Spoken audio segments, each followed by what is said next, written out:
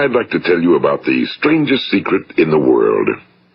Some years ago, the late Nobel Prize-winning Dr. Albert Schweitzer was being interviewed in London, and a reporter asked him, "Doctor, what's wrong with men today?"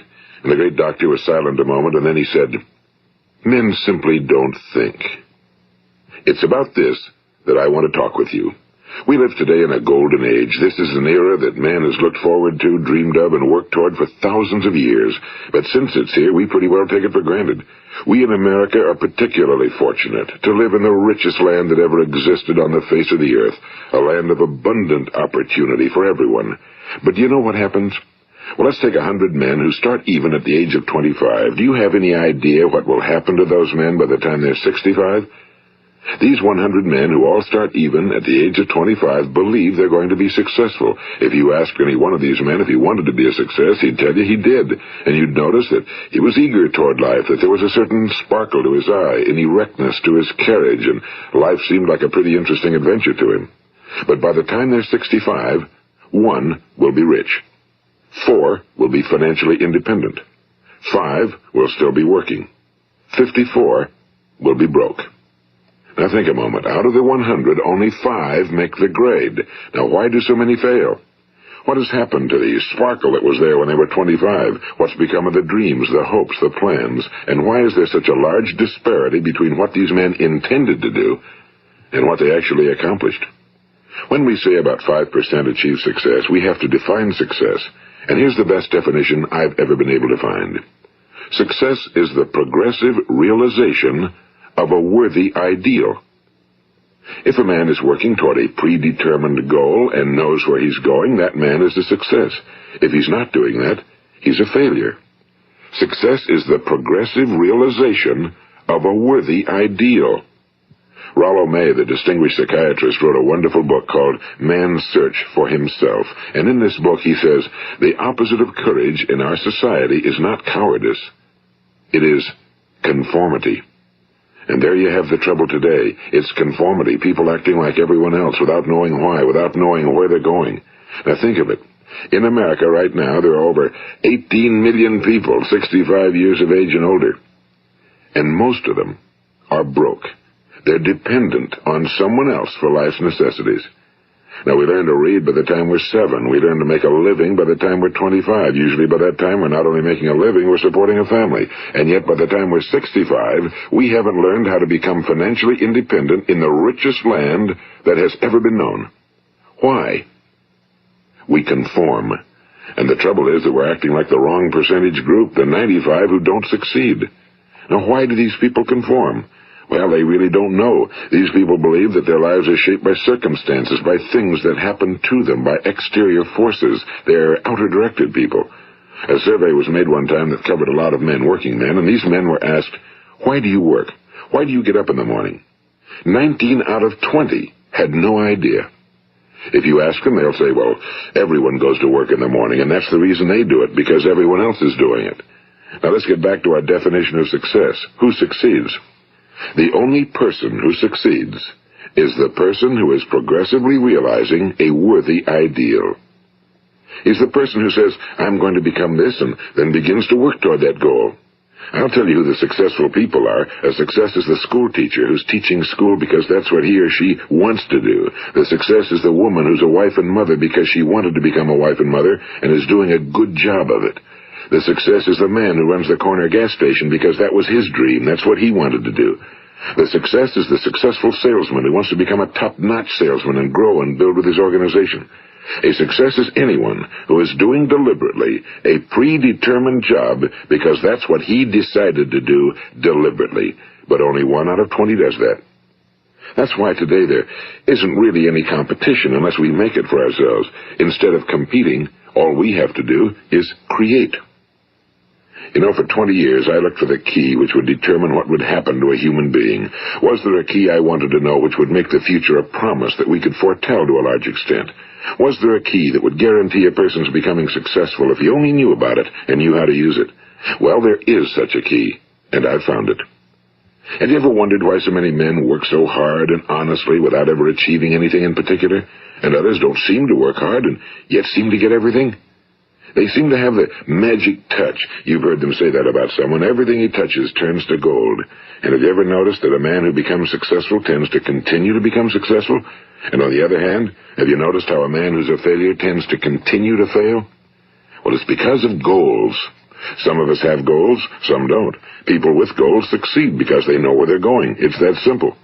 Think of a ship leaving a harbor, and think of it with the complete voyage mapped out and planned. The captain and crew know exactly where it's going and how long it'll take. It has a definite goal. Now, 9,999 times out of 10,000, it will get to where it started out to get. Now let's take another ship, just like the first, only let's not put a crew on it or a captain at the helm. Let's give it no aiming point, no goal, no destination. We just start the engines and let it go. I think you'll agree with me that if it gets out of the harbor at all, it will either sink or wind up on some deserted beach, a derelict. It can't go anyplace because it has no destination and no guidance, and it's the same with a human being. Take the salesman, for example. There's no other person in the world today with the future of a good salesman. Selling is the world's highest paid profession, if we're good at it and if we know where we're going. Every company needs top-notch salesmen, and they reward those men. The sky's the limit for them. But how many can you find? Someone once said the human race is fixed, not to prevent the strong from winning, but to prevent the weak from losing. The American economy today can be likened to a convoy in time of war.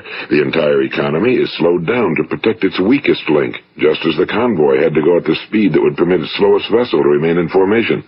That's why it's so easy to make a living today. It takes no particular brains or talent to make a living and support a family today. So we have a plateau of so-called security, if that's what a person's looking for. But we do have to decide how high above this plateau we want to aim. Now let's get back to the strangest secret in the world, the story that I wanted to tell you today. Why do men with goals succeed in life and men without them fail? Well, let me tell you something which, if you really understand it, will alter your life immediately. If you understand completely what I'm going to tell you from this moment on, your life will never be the same again. You will suddenly find that good luck just seems to be attracted to you. The things you want just seem to fall in line, and from now on you won't have the problems, the worries, the gnawing lump of anxiety that perhaps you've experienced before. Doubt, fear, well, they'll be things of the past. Here's the key to success and the key to failure. We become what we think about. Now let me say that again. We become what we think about. Throughout all history, the great wise men and teachers, philosophers and prophets have disagreed with one another on many different things. It's only on this one point that they are in complete and unanimous agreement.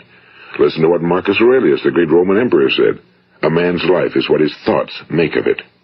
Disraeli said this, everything comes if a man will only wait. I've brought myself by long meditation to the conviction that a human being with a settled purpose must accomplish it, and that nothing can resist a will that will stake even existence for its fulfillment.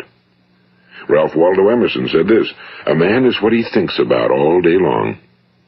William James said, the greatest discovery of my generation is that human beings can alter their lives by altering their attitudes of mind. And he also said, we need only in cold blood act as if the thing in question were real, and it will become infallibly real by growing into such a connection with our life that it will become real. It will become so knit with habit and emotion that our interest in it will be those which characterize belief. And he also said, if you only care enough for a result, you will almost certainly attain it. If you wish to be rich, you will be rich. If you wish to be learned, you will be learned. If you wish to be good, you will be good. Only you must then really wish these things and wish them exclusively, and not wish at the same time 100 other incompatible things just as strongly. In the Bible you read in Mark 9:23, if thou canst believe, all things are possible to him that believeth. My old friend Dr. Norman Vincent Peale put it this way, this is one of the greatest laws in the universe. Fervently do I wish I had discovered it as a very young man. It dawned upon me much later in life, and I found it to be one of the greatest, if not my greatest discovery outside of my relationship to God. The great law, briefly and simply stated, is that if you think in negative terms, you will get negative results. If you think in positive terms, you will achieve positive results. That is the simple fact, he went on to say, which is at the basis of an astonishing law of prosperity and success. In 3 words, believe and succeed. William Shakespeare put it this way: our doubts are traitors and make us lose the good we oft might win by fearing to attempt. George Bernard Shaw said, people are always blaming their circumstances for what they are. I don't believe in circumstances. The people who get on in this world are the people who get up and look for the circumstances they want, and if they can't find them, make them. Well, it's pretty apparent, isn't it? And every person who discovered this for a while believed that he was the first one to work it out. We become what we think about. Now, it stands to reason that a person who's thinking about a concrete and worthwhile goal is going to reach it, because that's what he's thinking about, and we become what we think about. Conversely, the man who has no goal, who doesn't know where he's going, and whose thoughts must therefore be thoughts of confusion and anxiety and fear and worry, becomes what he thinks about. His life becomes one of frustration and fear and anxiety and worry. And if he thinks about nothing, he becomes nothing. Now, how does it work? Why do we become what we think about? Well, I'll tell you how it works as far as we know. Now, to do this, I want to tell you about a situation that parallels the human mind. Suppose a farmer has some land, and it's good fertile land. Now, the land gives the farmer a choice. He may plant in that land whatever he chooses. The land doesn't care. It's up to the farmer to make the decision. Now, remember, we're comparing the human mind with the land because the mind, like the land, doesn't care what you plant in it. It will return what you plant, but it doesn't care what you plant. Now, let's say that the farmer has 2 seeds in his hand. One is a seed of corn. The other is nightshade, a deadly poison. He digs 2 little holes in the earth, and he plants both seeds, one corn, the other nightshade. He covers up the holes, waters, and takes care of the land, and what will happen? Invariably, the land will return what's planted. As it's written in the Bible, as ye sow, so shall ye reap. Now remember, the land doesn't care. It'll return poison in just as wonderful abundance as it will corn. So up come the 2 plants, one corn, one poison. Now, the human mind is far more fertile, far more incredible and mysterious than the land, but it works the same way. It doesn't care what we plant. Success, failure. A concrete, worthwhile goal, or confusion. Misunderstanding, fear, anxiety, and so on. But what we plant, it must return to us. You see, the human mind is the last great unexplored continent on Earth. It contains riches beyond our wildest dreams. It will return anything we want to plant. Now, you might say, well, if that's true, why don't people use their minds more? Well, I think they figured out an answer to that one, too. Our mind comes as standard equipment at birth. It's free, and things that are given to us for nothing we place little value on. Things that we pay money for, we value. The paradox is that exactly the reverse is true. Everything that's really worthwhile in life came to us free. Our minds, our souls, our bodies, our hopes, our dreams, our ambitions, our intelligence, our love of family and children and friends and country, all these priceless possessions are free. But the things that cost us money are actually very cheap and can be replaced at any time. A good man can be completely wiped out and make another fortune. He can do that several times. Even if our home burns down, we can rebuild it. But the things we got for nothing, we can never replace. The human mind isn't used because we take it for granted. Familiarity breeds contempt. It can do any kind of job we assign to it, but generally speaking, we use it for little jobs instead of big, important ones. Universities have proved that most of us are operating on about 10% or less of our abilities. So decide now, what is it you want? Plant your goal in your mind. It's the most important decision you'll ever make in your entire life. What is it you want? Do you want to be an outstanding salesman? A better worker at your particular job? Do you want to go places in your company? In your community? Do you want to get rich? All you've got to do is plant that seed in your mind, care for it, work steadily toward your goal, and it will become a reality. It not only will, there's no way that it cannot. You see, that's a law, like the laws of Sir Isaac Newton, the laws of gravity. If you get on top of a building and jump off, you'll always go down. You'll never go up, and it's the same with all the other laws of nature. They always work. They're inflexible. Think about your goal in a relaxed, positive way. Picture yourself in your mind's eye as having already achieved this goal. See yourself doing the things you will be doing when you've reached your goal. Ours has been called the phenobarbital age, the age of ulcers and nervous breakdowns and tranquilizers. At a time when medical research has raised us to a new plateau of good health and longevity, far too many of us worry ourselves into an early grave trying to cope with things in our own little personal ways without learning a few great laws that will take care of everything for us. These things we bring on ourselves through our habitual way of thinking. Every one of us is the sum total of his own thoughts. He is where he is because that's exactly where he really wants to be, whether he'll admit that or not.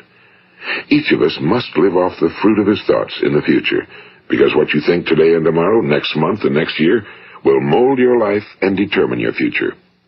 You're guided by your mind. I remember one time I was driving through eastern Arizona, and I saw one of those giant earth-moving machines roaring along the road at about 35 miles an hour with what looked like 30 tons of dirt in it. A tremendous, incredible machine, and there was a little man perched way up on top with the wheel in his hands guiding it. And as I drove along, I was struck by the similarity of that machine to the human mind.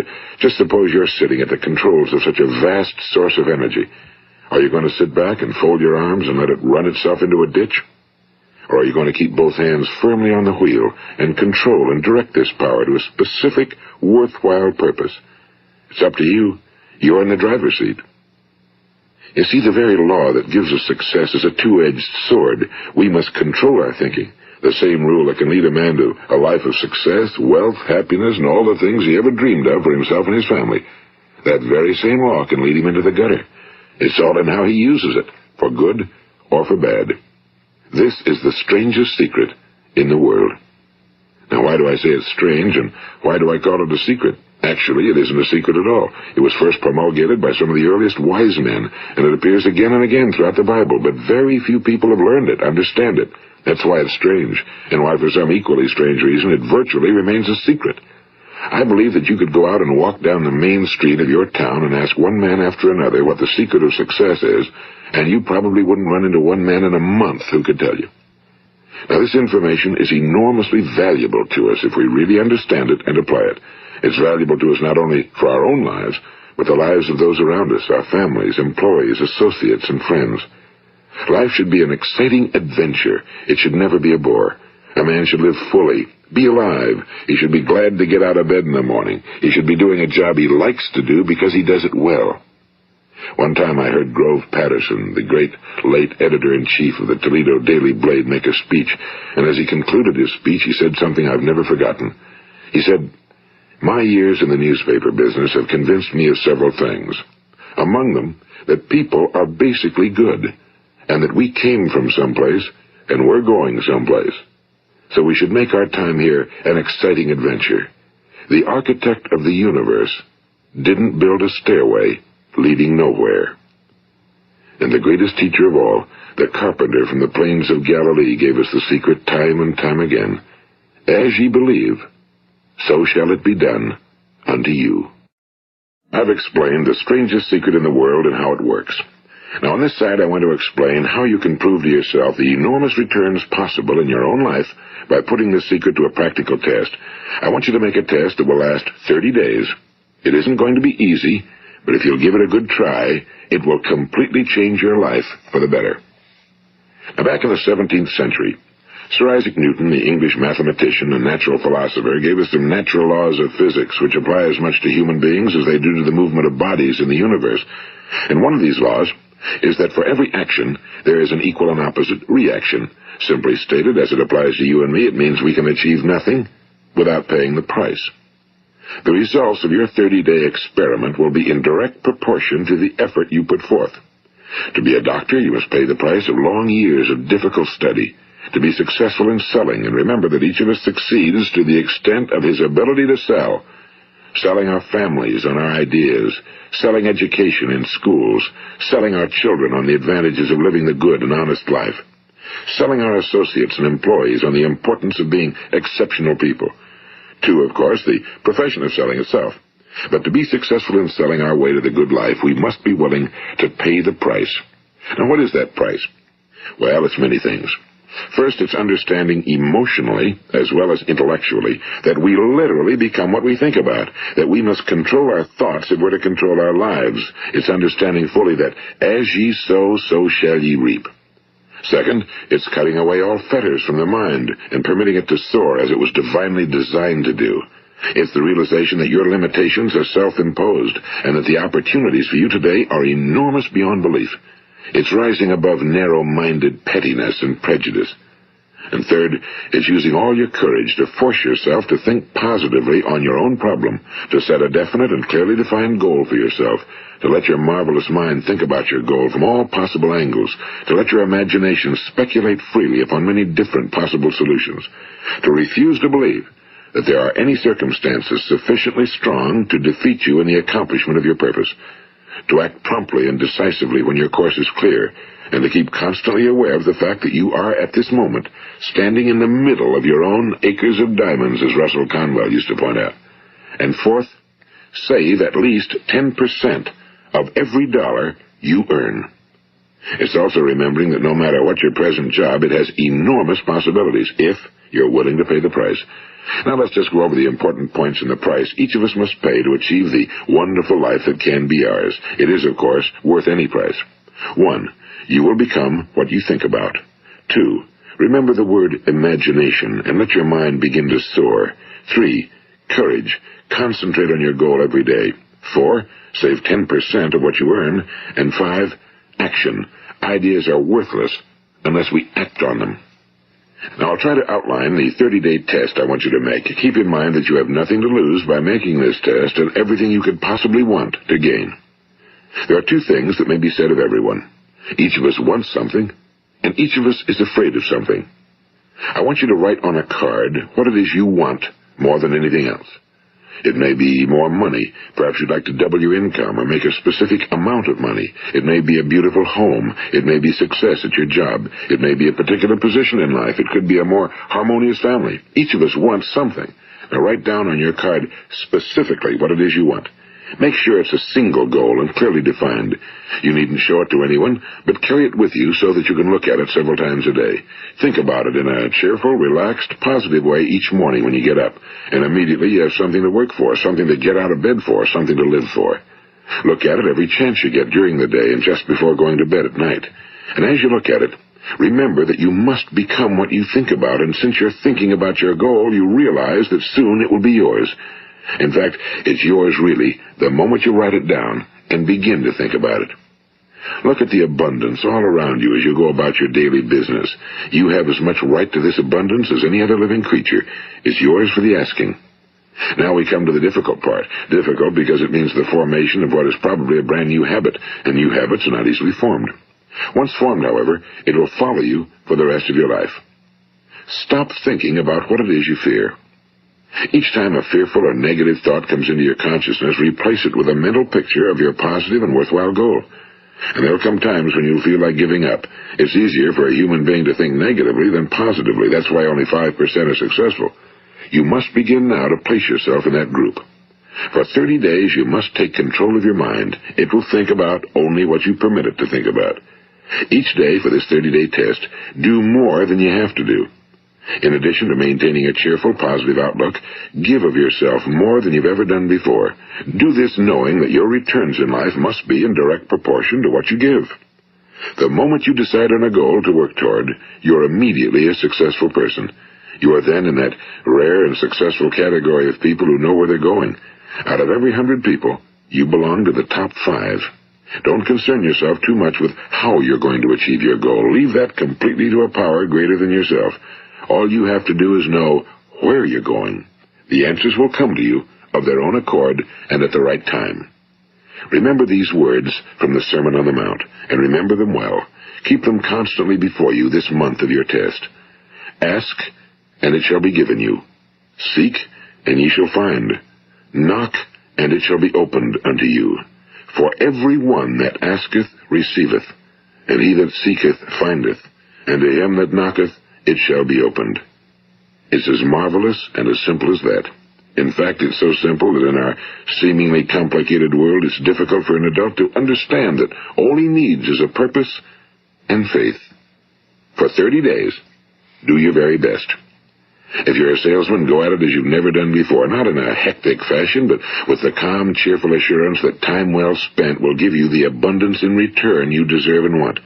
If you're a homemaker, devote your 30-day test to completely giving of yourself without thinking about receiving anything in return, and you'll be amazed at the difference it makes in your life. No matter what your job, do it as you've never done it before for 30 days. And if you've kept your goal before you every day, you'll wonder and marvel at this new life you've found. Dorothea Brand, the outstanding editor and writer, discovered it for herself and tells about it in her fine book, Wake Up and Live. Her entire philosophy is reduced to the words, act as though it were impossible to fail. She made her own test with sincerity and faith, and her entire life was changed to one of overwhelming success. Now, you make your test for 30 full days. Don't start your test until you've made up your mind to stick with it. You see, by being persistent, you're demonstrating faith. Persistence is simply another word for faith. If you didn't have faith, you'd never persist. If you should fail during your first 30 days, by that I mean suddenly find yourself overwhelmed by negative thoughts, you've got to start over again from that point and go 30 more days. Gradually, your new habit will form until you find yourself one of that wonderful minority to whom virtually nothing is impossible. And don't forget the card. It's vitally important as you begin this new way of living. On one side of the card, write your goal, whatever it may be. On the other side, write the words we've quoted from the Sermon on the Mount. Ask, and it shall be given you. Seek, and ye shall find. Knock, and it shall be opened unto you. Nothing great was ever accomplished without inspiration. See that during these crucial first 30 days, your own inspiration is kept at a peak. And above all, don't worry.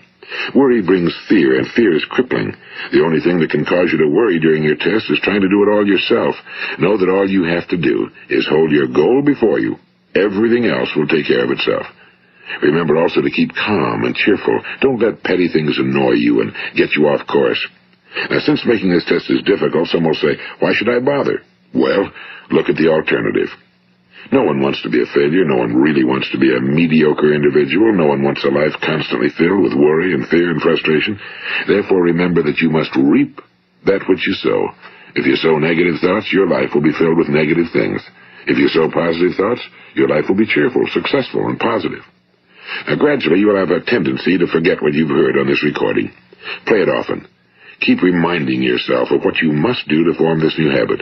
Gather your whole family around at regular intervals and listen to what's been said here. You know, most men will tell you that they want to make money without understanding the law. The only people who make money work in a mint. The rest of us must earn money. This is what causes those who keep looking for something for nothing or a free ride to fail in life. The only way to earn money is by providing people with services or products which are needed and useful. We exchange our time and our product or service for the other man's money. Therefore, the law is that our financial return will be in direct proportion to our service. Now, success is not the result of making money. Making money is the result of success, and success is in direct proportion to our service. Most people have this law backwards. They believe that you're successful if you earn a lot of money. The truth is that you can only earn money after you're successful. It's like the story of the man who sat in front of the stove and said to it, give me heat, and then I'll add the wood. How many men and women do you know, or do you suppose there are today, who take the same attitude toward life? There are millions. We've got to put the fuel in before we can expect heat. Likewise, we've got to be of service first before we can expect money. Don't concern yourself with the money. Be of service, build, work, dream, create. Do this, and you'll find there's no limit to the prosperity and abundance that will come to you. Prosperity, you know, is founded upon a law of mutual exchange. Any person who contributes to prosperity must prosper in turn himself. Sometimes the return will not come from those you serve, but it must come to you from someplace, because that's the law. For every action, there is an equal and opposite reaction. As you go daily through your 30-day test period, remember that your success will always be measured by the quality and quantity of service you render, and money is a yardstick for measuring this service. No man can get rich himself unless he enriches others. Now, there are no exceptions to a law. You can drive down any street in America and from your car estimate the service that's being rendered by the people living on that street. Had you ever thought of this yardstick before? It's interesting. Some, like ministers and priests and other devoted people, measure their returns in the realm of the spiritual, but again, their returns are equal to their service. Once this law is fully understood, any thinking person can tell his own fortune. If he wants more, he must be of more service to those from whom he receives his return. If he wants less, he has only to reduce his service. This is the price you must pay for what you want. If you believe you can enrich yourself by deluding others, you can end only by deluding yourself. It may take some time, but just as surely as you breathe, you'll get back what you put out. Don't ever make the mistake of thinking you can avert this. It's impossible. The prisons and the streets where the lonely walk are filled with people who tried to make new laws just for themselves. We may avoid the laws of man for a while, but there are greater laws that cannot be broken. An outstanding medical doctor recently pointed out 6 steps that will help you realize success. 1. Set yourself a definite goal.